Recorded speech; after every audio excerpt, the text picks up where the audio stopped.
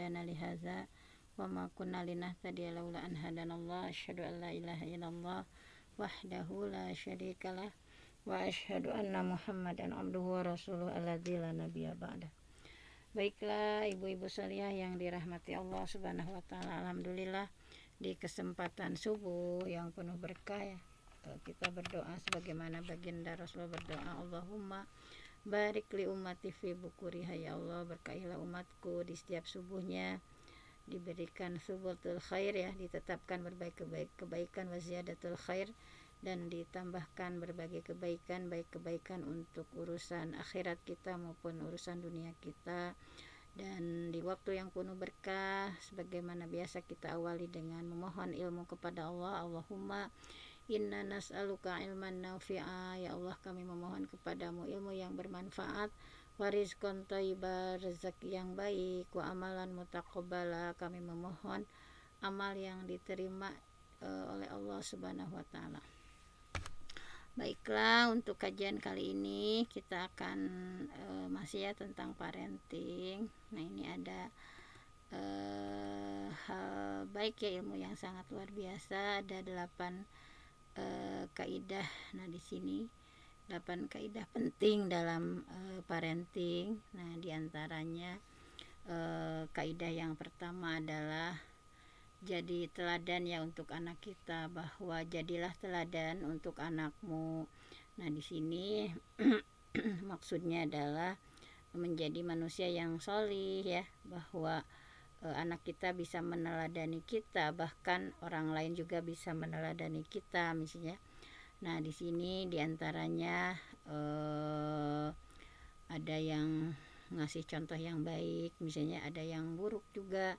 Nah, di sini ada salah satu kejadian-kejadian, misalnya ada yang lisannya keji dan buruk, tapi ingin punya anak yang bersih dari lisannya ya. Misalnya ada diantaranya yang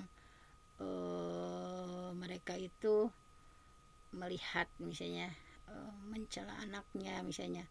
Kemudian ada juga yang bilangin misalnya, saya bapak nggak ada di rumah misalnya. Nah, ini hal-hal semacam itu ya sangat berbahaya, misalnya kayak bohong misalnya, kalau ada tamu bilangin ya misalnya abi nggak ada di rumah. Nah, misalnya jadi banyak hal-hal yang secara fenomena ya di lapangan banyak yang seperti itu, padahal Nabi menjelaskan bahwa sangat bahaya ya berbuat dusta itu, bahwa di sini ada hadisnya ya, da'atni ummi yauman qaidan fi baitina ya Abdullah hatta utiyaka, faqala laha Rasulullah sallam wa ma arati an tu'tiyahu, qalat aratu an utiyahu tamran, qala faqala Rasulullah sallam ama innaka laulam tu'tihi syai'an kutibat alaika kazbah. Nah, jadi di sini Abdullah bin Amir da'atni umi, jadi ibuku memanggilku ya pada suatu hari, qaidun fi baitina, kami sedang duduk di rumah kami, ya Abdullah, bahwa Rasulullah sedang duduk ya di rumah kami, ya Abdullah, wahai Abdullah, ya Abdullah, wahai Abdullah, ta'al, sini ya, jadi kemari ibu akan kasih kamu ini. Kemudian Rasulullah nanya kepada ibuku, emangnya apa yang akan kamu berikan kepadanya? Kemudian ibuku menjawab, aku bermaksud ngasih kurma. Kemudian Nabi bersabda, adapun jika kau tidak memberinya apa-apa, maka engkau akan dicatat sebagai itu akan dicatat kedustaan. Jadi kadang kita misalkan ke anak kecil ya. Nah, ini contohnya ibunya Abdullah bin Amir ya diperingati sama Nabi bahwa ketika beliau ya ngasih janji misalnya tadi, bahwa emangnya apa, wa ma'arati antutia, emangnya kamu teh mau ngasih apa, aku aratu an utiyahu tamron ya, aku mau ngasih korma gitu. Walaupun karena kecil, kalau kita janji misalnya maka harus dipenuhi ya, ama innaki laulam tu'tihi syai'an kutibat alaika kazbah. Nah, kalau kamu misalkan walaupun seorang ibunya, sini nanti sama ibu dikasih permen atau sama ibu dikasih apa. Nah, kalau kita tidak ngasih berarti kutibat alaiki kadzbah, kamu akan dicatat bahwa itu adalah sebuah kedustaan. Jadi misalnya anak-anak itu kan kayak belum ngerti ya, misalnya suka nurut misalnya, padahal misalnya walaupun belum mengerti, pokoknya kita sebagai orang tua kalau ngejanjiin sesuatu harus betul-betul diberikan gitu ya. Kemudian ada juga misalnya orang tua yang merokok ya di dekat anak-anak misalnya. Kemudian banyak sekali misalnya banyak ya misalnya hal-hal negatif lain yang fenomena ini ya yang terjadi di masyarakat kita. Nah, jadi intinya harus memberikan contoh yang baik ya, supaya kesolihan ayah itu kan benar-benar berpengaruh terhadap anak ya. Nah, ini bahwa wakana abuhuma soliha, dan kedua orang tua itu adalah orang tua yang solih. Nah, jadi kesolihan apalagi sebagai seorang ayah, misalnya di sini Sa'id bin Jubair dari Ibnu Abbas menyampaikan bahwa kedua anak yatim itu dijaga oleh sebab kesolihan orang tua, dan tidak disebutkan kesolihan kedua anak itu sendiri. Maksudnya Allah tidak menyebutkan kesolihan ada pada kedua anak itu, tapi yang disebutkan solih adalah orang tuanya, kakek buyutnya. Maka Allah pun menjaga harta simpanan mereka dengan sebab kesolihan orang tua mereka. Jadi intinya kesolihan orang tua itu sangat berpengaruh terhadap anak. Tadi yang pertama adalah menjadi teladan.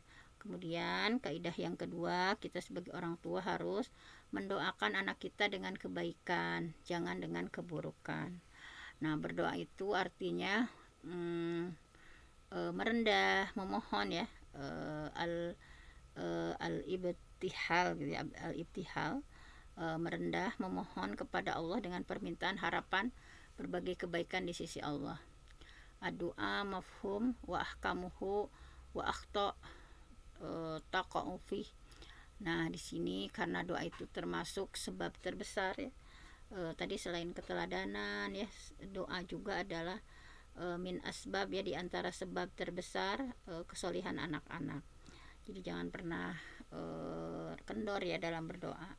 Jadi doa itu bisa mendekatkan yang jauh, bisa mengantarkan kepada keinginan ya, misalnya keberkahan doa. Nah, maka akan merubah dan mensolihkan mereka. Jadi jangan sampai kita ragu ya untuk berdoa, mengadu sama Allah di setiap waktu, memohon kesolihan anak-anak baik laki-laki ataupun perempuan.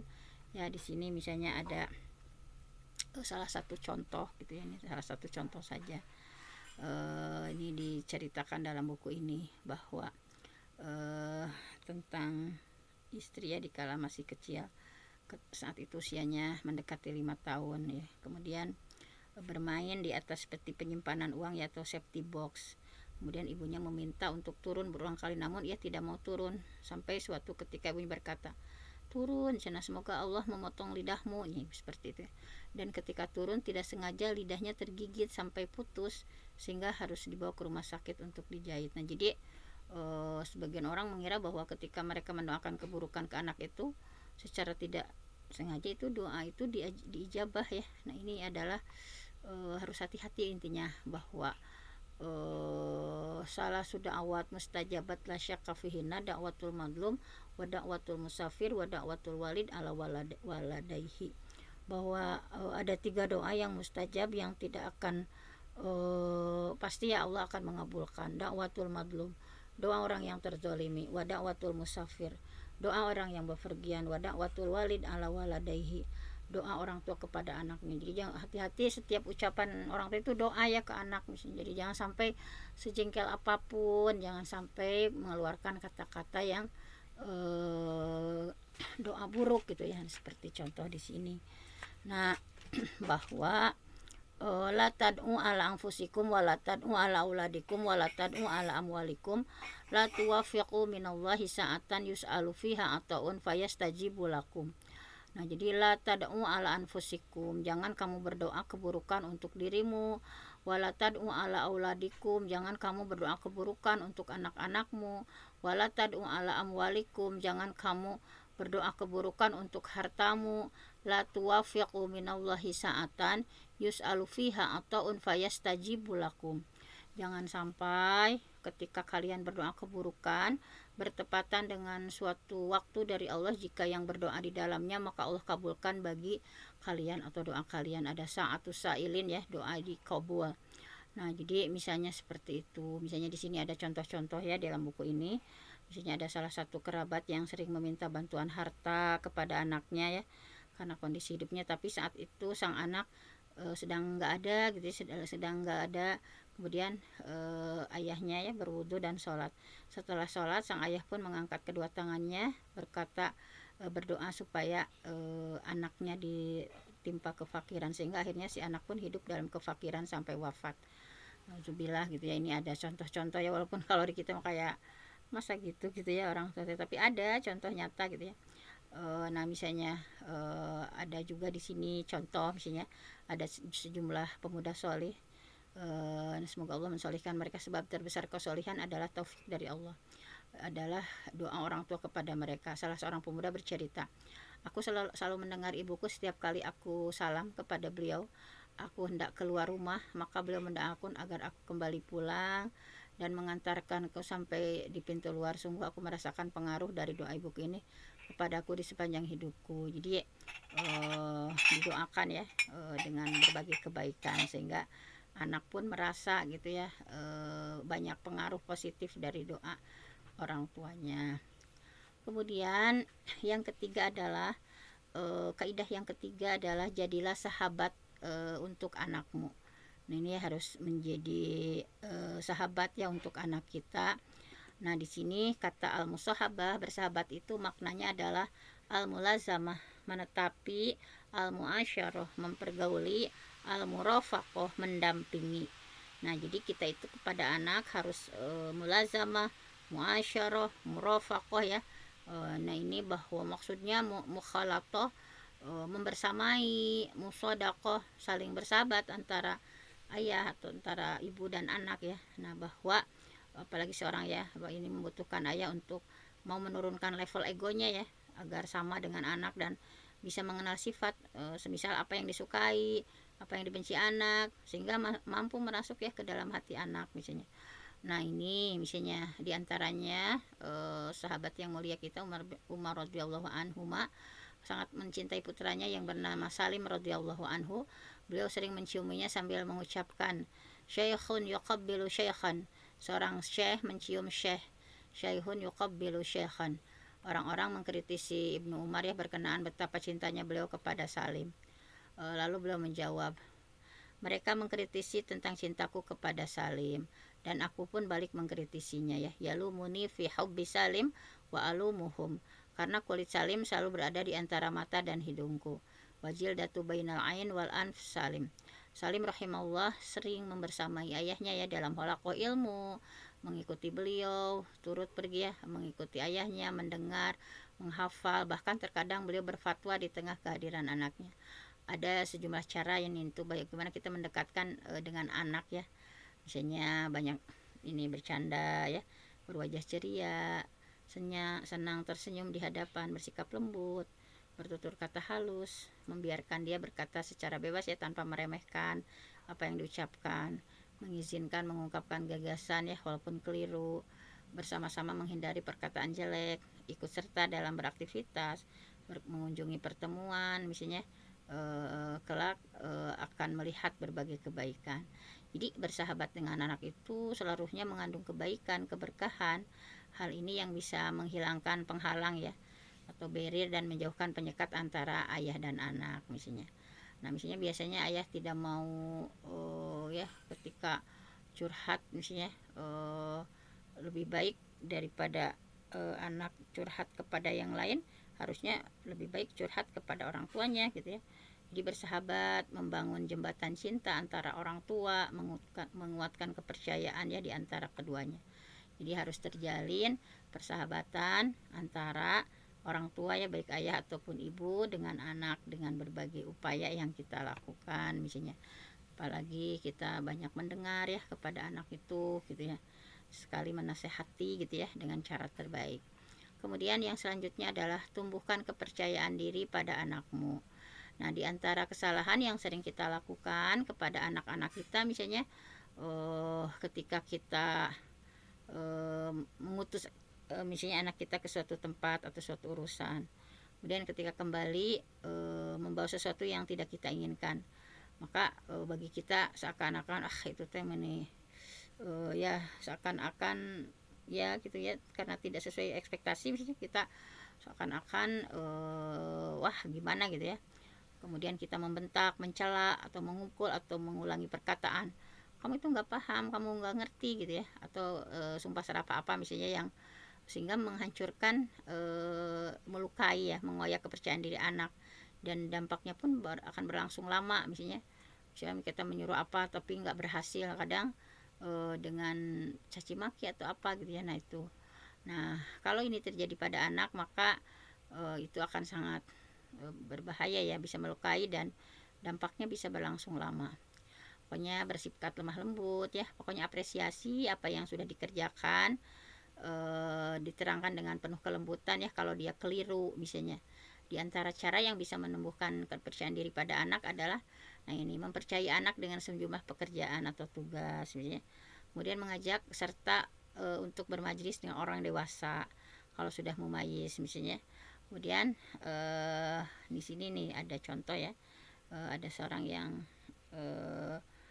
membawa anak laki-laki ya, kelas 4 SD, sudah cerdas dan pintar, sering berbincang ya. Kemudian beliau ini penulis, sering memotivasi, menasehati ayahnya. Kemudian ketika suatu saat ya, ketika akan pulang, kamu janjian nanti kalau sudah besar jadi seorang khotib, penceramah atau dai atau pendakwah yang mengajak ke jalan Allah. Kemudian si anak itu pun tertawa ya, insya Allah gitu ya. Nah ini penulis memanggil anak itu ya, nanti kamu janji kalau sudah besar jadi seorang penceramah atau dai ya, untuk mengajak ke jalan Allah. Kemudian anak itu menjawab insya Allah. Nah jadi itulah ya, harus sering misalnya membawa anak ke tempat-tempat yang baik gitu ya, diantaranya di sana. Nah kemudian pernah juga Ibnu Umar ya, Abdullah bin Umar, tentang hal tadi yang sama ya, bahwa dalam satu hadisnya qala Rasulullah SAW, yauman li ashabihi ahbiruni an syajarah masaluha masalul mu'min faja'alal qaum yadhkuruna syajaron min syajaril bawadi. Qala Ibnu Umar wa ulqa fi nafsi aw ra'i annaha anahlah faja'altu uridu an aquluha fa idza asnanul qaum fa ahaba an atakhalam falama sakatu qala Rasulullah SAW anahlah. Jadi waktu itu ya, Ibnu Umar dibawa ya oleh orang tuanya dalam sebuah majelis ilmu ya. Qala Rasulullah SAW, ya Rasulullah bersabda ya pada suatu hari kepada para sahabatnya, ahbiruni, beritahukan kepadaku, an syajarah, tentang sebuah pohon, masaluha masalul mukmin, yang pohon itu mirip dengan orang mukmin. Faja'alal qaum, maka orang-orang menyebutkan ya, yazkuruna syajaron, mereka menyebutkan pohon-pohon min syajaril bawadi, di antara pohon-pohon yang ada di lembur maksudnya. Qala Ibnu Umar. Nah sementara Ibnu Umar ini masih kecil saat itu ya, masih kecil, dibawa sama ayahnya ya di majelis itu. Wa ulqa fi nafsi au rawi annahanahlah, aku dalam hatiku gitu ya, menyangka pasti itu teh kayaknya buah kurma, kayaknya pohon kurma, pohon yang mirip orang mukmin teh. Paja'al tu uridu an aku teh pengen ngomong gitu ya, tapi faiza asnanul kaum fa ahabu an atakalam, tapi kan orang-orang pada senior semuanya ya, sehingga mau ngomong teh kayak ya nggak berani intinya ya. Fala masakatu, nah ketika mereka diam, qala Rasulullah SAW, Rasulullah kemudian menjawab, hiya annahlah, itu adalah pohon kurma. Jadi pohon yang mirip dengan om itu adalah pohon kurma. Ternyata benar gitu ya. Nah jadi ini ya, bahwa sahabat kecil ini, nah beliau menjadi mulia ya, Ibnu Umar, dengan kehadirannya di majelis ilmu Nabi, dan beliau bisa mendulang faidah yang besar, sehingga akhirnya beliau menjadi salah satu ulama terbesar di kalangan sahabat ya. Nah kita dapati bahwa Ibnu Umar ya, Abdullah bin Umar, menjadi ulama yang luar biasa ya. Nah jadi ketika misalnya kita mendapati bahwa anak kita menonjol ya dalam kecerdasan, kepandaian, maka harus diberikan perhatian ekstra ya. Nah kayak ini Umar ya, memperhatikan secara ekstra terhadap putranya yaitu Abdullah, beliau senang dengan keberadaan di majelis Nabi ya, sebagaimana ditunjukkan dalam hadis tadi. Jadi selalu dibawa-bawa ya sama Umar ke majelis itu ya Abdullah sejak kecil, sehingga alhamdulillah ketika besarnya itu menjadi ulama yang sangat luar biasa. Bahkan Umar senang ya ketika anaknya mau menyebutkan nama pohon itu, sehingga beliau bangga dan senang dengan hal itu. Nah, kemudian Abdullah radhiyallahu anhu menceritakan apa yang terbetik tadi ya dalam benak-benaknya, yaitu pohon kurma. Lalu Umar berkata, "Lau kunta qultaha kana ahabba ilayya man kaza wa kaza." Kalau kamu jawabnya maka hal itu lebih aku sukai daripada ini dan ini gitu ya. Jadi betapa bangganya. Jadi demikian juga Umar radhiyallahu an senang menghadirkan Ibnu Abbas ya radhiyallahu anhuma di dalam majelisnya, dan saat itu Ibnu Abbas masih kecil ya, di antara sahabat-sahabat senior sama Ibnu Abbas. Nah, dari Ibnu Abbas misalnya radhiyallahu anhuma, beliau berkata, ini Abdullah bin Abbas, karena Umar yudkhiluni ma asyah badrin faqa'anna ba'dahum wajada fi nafsihi faqala lima tudhilu hadza ma'ana walana abna misluhu faqala Umar innahu man qad alimtum fada'ahu zata yaumin fadkhalahu ma'hu fama ru'itu annahu da'ani yauma idzin illa liyuriyahum qala ma taquluna fi qaulillahi ta'ala idza ja'a nasrullahi wal fath faqala ba'duhum umirna an nahmadallah wa nastaghfiruh idza nusirna wa futiha alaina sakata ba'duhum fala yakul syai'an faqala li akadzaka taqulu ya Ibnu Abbas faqultu la qala fama taqul qultu huwa ajalu Rasulullah sallallahu alaihi wasallam a'lamuhu lahu qala idza ja'a nasrullah fat wa dzalika alamatu ajalika wasabbih bihamdi rabbika wastaghfirina kana tawwaba faqala Umar ma a'lam minha illa ma taqul. Jadi suatu ketika Umar ngajak ya turut kumpul bersama para pembesar Badar, dan sepertinya sebagian mereka memendam sesuatu pada dirinya. Maka salah seorang dari kami bertanya, kenapa kamu mengikut sertakan anak ini ya, tadi Ibnu Abbas, bersama kami, padahal kami juga punya anak-anak yang sebaya dengan itu. Maka Umar menjawab, sesungguhnya anak ini punya keistimewaan tersendiri seperti yang kalian tahu gitu ya. Nah kemudian suatu hari Umar memanggil Ibnu Abbas dan mengikut sertakan bersama mereka. Ibnu Abbas berkata, aku tahu bahwa tidak ada maksud lain Umar memanggilku kecuali untuk menunjukkan aku pada mereka. Jadi ingin menunjukkan, karena Ibnu Abbas itu cerdas luar biasa gitu ya, sehingga sama Umar diikut sertakan di majelis ilmu. Kemudian Umar berkata, nah misalnya Umar tuh pengen nguji, memperlihatkan ke sahabat-sahabat bahwa Ibnu Abbas itu betapa cerdasnya, betapa bagus gitu ya, sehingga sama Umar ditanya, bagaimana pendapat kalian ke orang-orang dulu ya, bagaimana pendapat kalian tentang ayat idza ja'a nasrullahi wal fath. Sebagian mereka berkata, nah maksud dari ayat itu ya, apabila datang pertolongan dan kemenangan itu, kita disuruh untuk memuji Allah, memohon ampun, yaitu ketika kita diberi pertolongan dan kekuatan untuk menolong suatu negeri. Sebagian yang lain diam, tidak berkata sepatah kata pun. Kemudian Umar bertanya kepadaku ya, ke Ibnu Abbas, apakah seperti itu juga pendapatmu wahai Ibnu Abbas? Benar gak sih misalnya bahwa tafsir dari idza ja'a nasrullahi wal fath itu bahwa kita disuruh untuk bertasbih gitu ya, memohon ampun, nah, seperti tadi yang ditafsirkan oleh para sahabat yang lain. Kemudian kata Ibnu Abbas, tidak. Nah, jadi dia mah bukan gitu nafsirkannya. Umar bertanya lagi, jadi menurut pendapat kamu itu teh gimana tafsirnya, maksudnya gitu ya, idza ja'a nasrullah teh. Kemudian aku menjawab, hal itu terkait dengan ajal Rasulullah. Jadi tafsir dari idza ja'a nasrullahi wal fath itu adalah menceritakan tentang ajal Rasul itu udah dekat gitu ya. Ketika turun ayat itu, ketika Islam sudah sempurna gitu ya, maka itu artinya ajal Rasulullah sudah semakin dekat. Nah, jadi menurut Ibnu Abbas, tafsir dari idza ja'a nasrullah itu, maka ini adalah tanda kedatangan ajal Nabi Muhammad.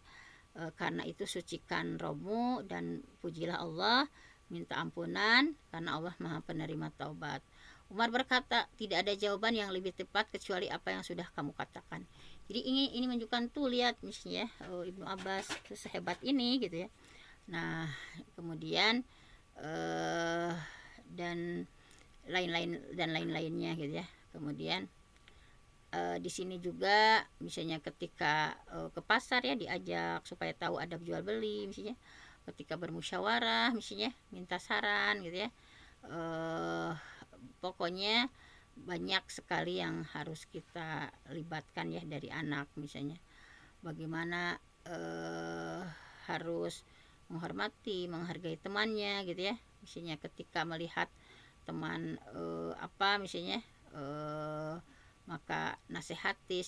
Kemudian misalnya di sini kalau salah satu jika anak melihat salah satu temannya memiliki sesuatu yang menyebabkan ragu ya, maka sampaikan kepada anak dengan cara lembut, nasihati dia ya dengan adab, bersikap baik. Nah seperti itu. Kemudian kaidah selanjutnya kelima ya, yaitu hukuman itu tidak terbatas hanya dengan pukulan fisik saja. Nah di antara hikmahnya ya bahwa kita tidak menerapkan hukuman fisik kecuali setelah penggunaan cara lain. Di memang dalam Islam itu hukuman fisik juga ada ya kan, muru auladakum bisolah wahum abna sab'an sinin, perintahkan anak kalian sholat ketika usia 7 tahun. Kemudian ketika 10 tahun tidak mau sholat fadribuh, maka pukullah. Tapi bukan berarti memukul itu langsung ketika nggak sholat mukul kan. Usia 7 sampai 10 itu ada 3 tahun ya. Setelah kita berupaya dengan metode misalnya dengan metode nasihat, metode keteladanan, metode banyak sekali ya misalnya. Nah baru itu setelah itu kan posisinya 7 sampai 10 ya. 7 suruh sholat, kalau 10 tahun gak mau sholat maka fadribu. Maka di 3 tahun itu yang harus kita upayakan berbagai metode ya, dengan kelembutan dan sebagainya. Nah di antara hikmahnya kita ini tidak menerapkan hukuman fisik kecuali setelah cara-cara lain tadi. Yang lebih tepat adalah ya bertahap tadrijan misalnya di dalam menggunakan cara ilaj, terapi atau pengobatan, sehingga hukuman pukul itu adalah cara terapi terakhir ya, sama dalam Islam juga. Misalnya di sini wallati takhafuna nusuzahunna fa'idhuhunna wahjuruhunna fil madaji' wadribuhun. Wanita-wanita yang kamu khawatirkan nusus, membangkang, maka tahapannya itu nasihati, artinya fa'idhuhunna, nasihati, wahjuruhunna, pisahkan mereka dari tempat tidur, wadribuhunna, baru pukullah. Nah di sini juga di surah An-Nisa seperti itu ya. Jadi Allah menerangkan bahwa perempuan ketika suami khawatir ia berbuat maksiat, maka dihukum dengan cara yang ringan ya, misalnya dari dikasih nasihat, kemudian hajar ya, dijauhi dari ranjang, yang terakhir dipukul misalnya, tapi dengan sedikit penyesuaian. Jadi merealisasikan perbaikan, ta'dil dan pembenahan islah dengan bertahap, tidak boleh langsung lompat ya, karena misalnya tujuan sudah tercapai. Jadi intinya sebagai pendidik harus targhib, memotivasi, tarhib ya, mengancam, nasihat ya, lalu menegur. Sebelum memukulnya jangan langsung melompat ke hukuman pukulan gitu ya, tahapan-tahapan tadi belum dilalui. Jadi hukuman pukulan pun harus pukulan yang edukatif, yang mendidik ya, bukan memukul amarah, emosi. Jangan sampai memukul saat ketika murka, harus hati-hati ya, nanti bisa melukai ya bagian tubuh misalnya. Nah di sini bahwa harus menunjukkan bahwa ketika memukul itu bahwa orang tua itu mencintai gitu ya. Nah jadi di sini poin yang harus perhatikan yaitu hendaklah meminimalisir menggunakan hukuman fisik. Pokoknya harus meminimalisir hukuman fisik ya, karena metode yang bisa membuat anak senang, menghormati, mencintai itu adalah lebih baik daripada metode yang membuat anak takut atau benci gitu ya. Nah di sini ada sebagai tambahan, ada keterangan berkenaan dengan dawabit, aturan-aturan dalam memberikan hukuman. Jadi kita tidak sepatutnya menghukum anak kecuali dalam keadaan melakukan kesalahan yang berulang kali misalnya, udah misalnya. Kemudian hendaknya hukuman itu sesuai dengan tingkat kesalahan. Jangan kesalahannya cuma segini misalnya, tetapi misalnya ya marahnya gimana gitu ya. Kemudian ngasih nasihat, bimbingan. Jadi sebelum menghukum itu tidak tergesa-gesa dalam menghukum supaya tidak hilang makna dan efektivitasnya misalnya. Jadi disebutin dulu, Umi sama Abi akan hukum kamu besok atau nanti misalnya. Kemudian memaafkan kesalahan-kesalahan kecil. Hendaknya saat menghukum jauh dari saudaranya atau orang lain, karena hukuman ini bisa membuatnya malu. Nah ini ya, meminimalisir hukuman fisik sebisa mungkin. Hendaknya ayah bunda bergantian dalam memberikan hukum agar tidak timbul tidak nyaman hanya pada salah satu orang tua saja. Nah ini misalnya ada contohnya, penulis menyampaikan ya, ada tentang pemuda yang usianya belum 20 tahun, pernah dia menumpahkan kopi orang lain ya pada satu majelis. ia keliru dan menyodorkan cangkir kopi dengan tangan kirinya, ayahnya langsung memaki-maki ya, memukul di hadapan orang.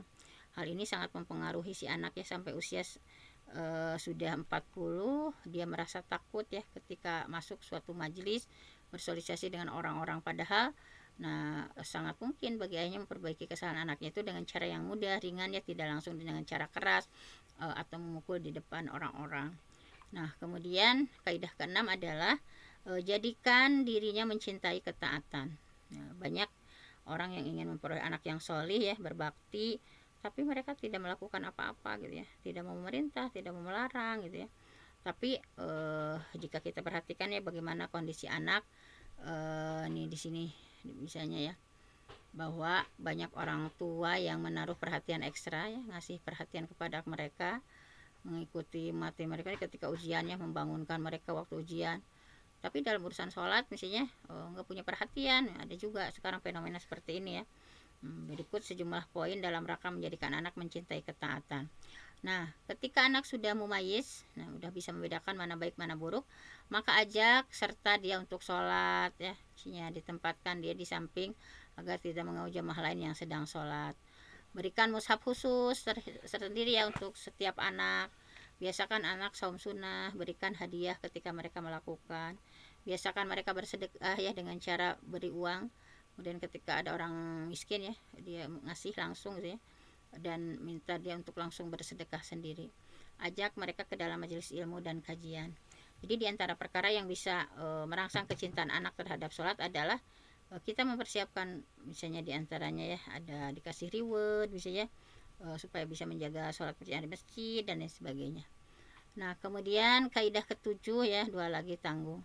Gunakan ungkapan atau perkataan yang baik.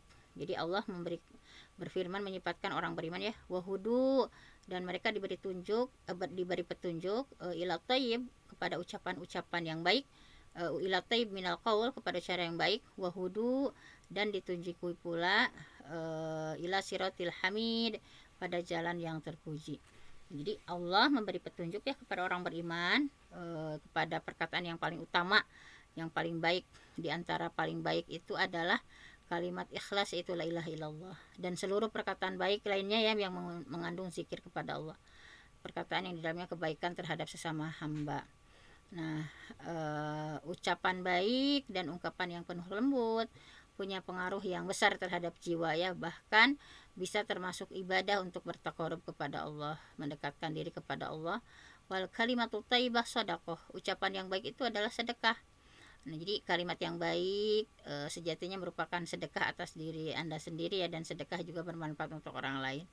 Nah, ini jangan pelit untuk berkata baik terhadap anak ya, bahkan harus menjadikan perkataan dan ungkapan yang baik itu sebagai slogan atau metode kita dalam berinteraksi dengan anak. Pasti akan memberikan pengaruh dampak yang baik. Pokoknya berupaya terus berkata baik, jangan berhenti karena menunggu nanti misalnya buahnya gimana. Nah, pokoknya mah kita ya insya Allah biiznillah akan memperoleh pahala ya dari apa yang kita didikan kepada anak. Nah, misalnya di sini Dr. Ghazi Asyamiri berkata, di antara kesalahan yang sering dilakukan ketika menyelesaikan problem pendidikan adalah banyak orang tua yang turut andil menjadi sebab penyimpangan anak itu karena menggunakan perkataan yang jelek. Misalnya banyak anak yang mendengarkan perkataan buruk dari ayah mereka. Ada misalnya di sini contohnya seorang gadis yang menjustifikasi kesalahannya di mana ia tidak rela terhadap dirinya dan ingin membalas dendam atas perkataan buruk kepada orang tua. Ada ya asarul kalimah as-sayyi'ah al-latifli, ini ada di surat kabar asy-syaraq gitu ya, bahwa seperti itu kita harus pandai memfilter apa yang kita katakan untuk menjaga anak-anak kita ya dari kerusakan jiwanya. Jadi jangan sampai tadi keluar kata-kata yang, karena setiap ucapan orang tua itu adalah doa untuk anaknya ya, jadi harus hati-hati gitu ya dalam memilih kata. Nah, kemudian di sini diantaranya ada contoh lagi, ada seorang pemuda usianya 20 tahun sering bertengkar dengan ibunya, bahkan kadang membiarkan ya dan tidak mengajak ibunya berbicara misalnya selama berhari-hari ya, silent treatment menurutnya, lantaran ibunya sering mencela, selalu mencerca serta memberikan label buruk. Nah, ini jangan sampai seperti itu. Nah, kemudian terakhir nih kaidah ke-8, tenang di dalam berdiskusi. Jadi di sini salah seorang saudara menyampaikan, ini menurut penulis ya, tentang impiannya yang panjang. Kemudian beliau menyampaikan bahwa sesungguhnya kasih sayang antara dirimu dengan istrimu sudah mulai kandas atau seperti mayat. Ia menjawab, benar sekali. Saya berkata kepadanya, sesungguhnya bahasa tafahum, saling memahami, antara dirimu dan istrimu ditandai dengan sikap kaku dan kasar. Ia kembali menjawab, benar sekali. Saya berkata kepadanya, ini penulis ya, saat kamu temui istrimu untuk diskusi, namun kalian berdua keluar dari situ dengan membawa badai perhara dan perokan jiwa yang berlangsung berhari-hari. Ia menjawab, iya.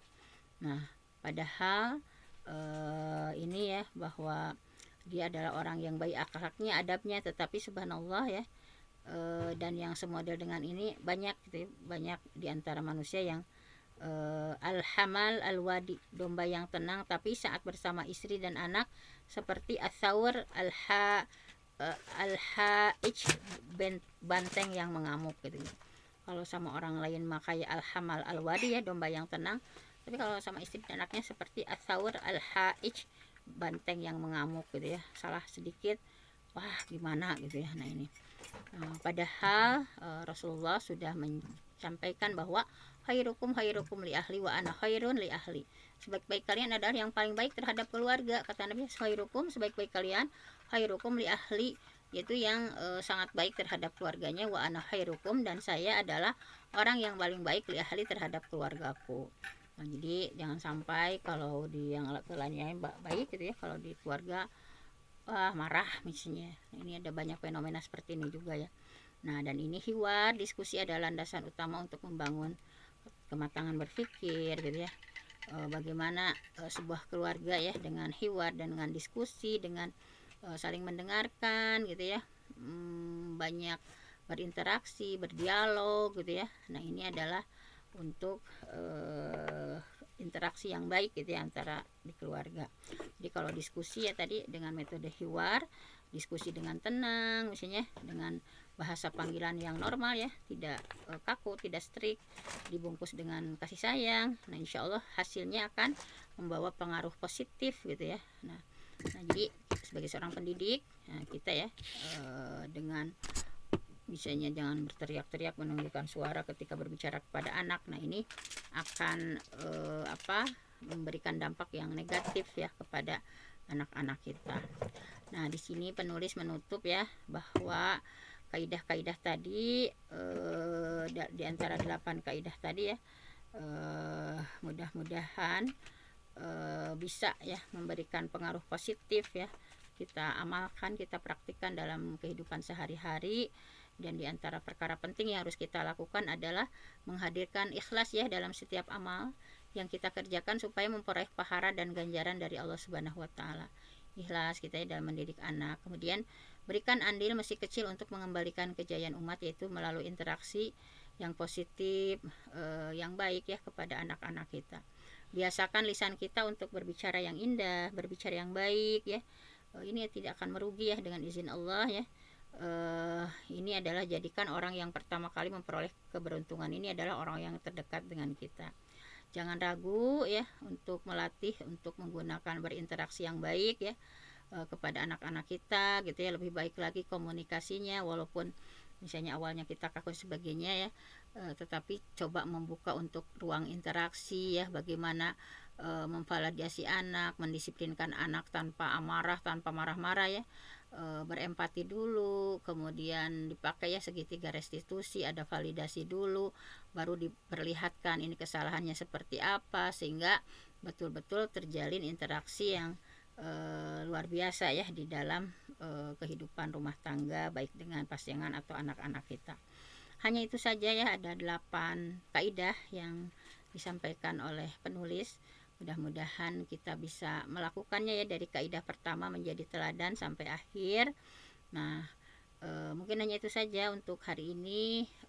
Ada 8 poin penting ya sebagai orang tua seharusnya kita seperti apa. Mudah-mudahan kita menjadi orang tua yang betul-betul ya menjadi teladan dan memberikan dampak positif ya untuk putra-putri kita, supaya anak-anak kita itu menjadi qurrata ayun, menjadi sumber kebahagiaan, menjadi penyejuk hati, penyejuk pandangan, dan menjadi pemimpin bagi orang-orang yang bertakwa. Aku lu qouli hadza wa astaghfirullah li wa lakum. Assalamualaikum warahmatullahi wabarakatuh. Waalaikumsalam warahmatullahi wabarakatuh. Terima kasih kepada Bunda Dr. Hajah Penti yang sudah menyampaikan materi. Mudah-mudahan Allah berikan pahala yang berlipat ganda kepada beliau, jazakillahu khairan katsira. Dan mudah-mudahan apa yang disampaikan menjadi ilmu untuk kita semua, ilmu yang bermanfaat. Rabbana fa'na bima 'allamtana, rabbi 'allimna alladzi yanfa'una, rabbi faqihna wa faqih ahlana wa qarabatilana fi dinina.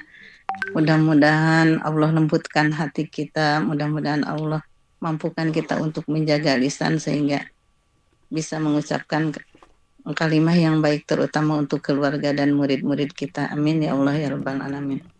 Bapak Ibu, kajian subuh yang berbahagia selesai sudah kajian di pagi hari ini. Kita akhiri dengan sama-sama membaca istighfar dan doa kafaratul majlis. Astagfirullahalazim, astagfirullahalazim, astagfirullahalazim. Subhanakallahumma wa bihamdika asyhadu an la ilaha illa anta astaghfiruka wa atubu ilaik walhamdulillahi rabbil alamin. Terima kasih atas partisipasi dari semuanya. Mohon maaf